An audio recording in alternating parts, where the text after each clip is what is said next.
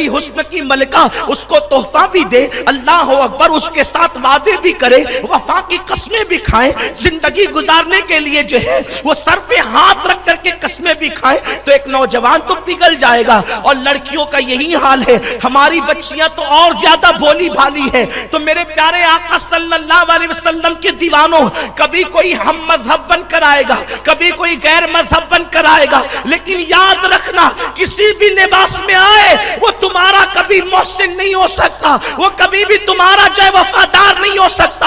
ان کو باضابطہ طور پر صہیونی طاقتوں کی طرف سے چھوڑا گیا ہے، اسلام دشمن طاقتوں کی طرف سے، تاکہ تمہاری بیٹیاں کالج میں نمبر آگے نہ لا سکیں۔ اللہ اللہ، بلکہ یہاں تک کہ یہ سازش ہے اسلام دشمن طاقتوں کی طرف سے کہ مسلم بیٹیوں کے پیٹ میں اللہ اکبر یہود و نصارہ کے بچے پرورش پائیں۔ میرے پیارے آقا صلی اللہ علیہ وسلم کے دیوانوں، کتنی بھیانک یہ سازش ہے، اس سازش کو سمجھنے کی ضرورت ہے۔ لیکن اللہ اکبر، وہ وعدے کرتے ہیں، وہ تحفے دیتے ہیں، اور پتہ نہیں کیسی کیسی باتیں کرتے ہیں۔ میں آپ سے پوچھنا چاہتا ہوں، یہ جو کالجز میں آ کر، یہ محلوں میں آ کر، یا انٹرنیٹ پر بیٹھ کر، یا فیس بک پر بیٹھ کر جو تمہارے ساتھ چیٹنگ کر کے بڑے بڑے وعدے کر رہے ہیں، آپ مجھے بتائیں، کیا اس کے گھر میں اس کی بہن نہیں ہے؟ کیا اس کے گھر میں اس کی ماں نہیں ہے؟ میری قوم کی بیٹیوں، یہ بتاؤ، فیس بک پر رات کے 3 بجے جو یہ کہتا ہے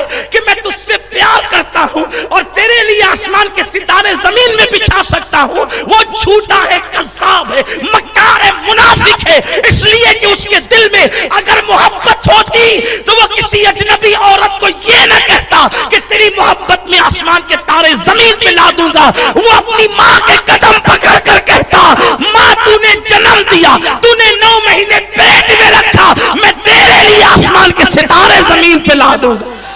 لیکن وہ ماں کو نہیں کہہ رہا ہے، وہ تجھے کہہ رہا ہے۔ اس کا مطلب وہ دھوکے باز ہے، وہ دھوکے باز ہے، وہ مکار ہے۔ کیوں؟ اس لیے کہ اس کو تجھ سے پیار نہیں۔ اس کا تو حال بس ایسا ہی ہے جیسے کوئی قصاب اور قصائی جب بکری کو ذبح کرنے کے لیے لے جاتا ہے تو ہرا چارہ دکھاتا ہے، بیچاری بکری سمجھتی ہے کتنا محسن ہے یہ میرا، کتنا محسن ہے یہ میرا، یہ مجھے ہرا چارہ ہاتھ میں لے کر کھلاتا ہے۔ وہ کسان تو نادان تھا جو زمین پہ چارہ کھلاتا تھا، وہ کبھی چرنے کے لیے کھیتوں میں بھیجتا تھا۔ اس سے بڑھ کر بھی کوئی اعزاز ہے کہ ہاتھوں میں چارہ ہے اور مجھے کھلایا جا رہا ہے، گردن جھکانی بھی نہیں پڑ رہی ہے۔ لیکن اس نادان بکری کو کیا پتا کہ جو ہاتھ سے چارہ کھاتی ہے، توجہ میری قوم کی بہنوں کی توجہ، میری قوم کی بیٹیوں کی توجہ، آپ سب کی توجہ، آپ بھی بہن اور بیٹی والے ہیں، میں بھی بہن بیٹی والا ہوں۔ اللہ کبھی ہمیں وہ دن نہ دکھائے، وہ منحوس دن نہ دکھائے کہ کسی بیٹی کی آبرو لوٹے، کسی بیٹی کی آبرو لوٹے، کسی کی بیٹی کسی کا ہاتھ پکڑ کر جائے۔ یہ ہماری مردوں کی ذمہ داری ہے۔ آگے وقت رہے گا تو میں کچھ باتیں ضرور عرض کروں گا، لیکن قوم کی بیٹیوں سے کہتا ہوں، میری قوم کی بھولی بھالی بیٹیوں، جو کسائی کے ہاتھ سے چارہ ہاتھ سے کھاتی ہے، اس کی زندگی چند منٹوں سے زیادہ نہیں رہ جاتی۔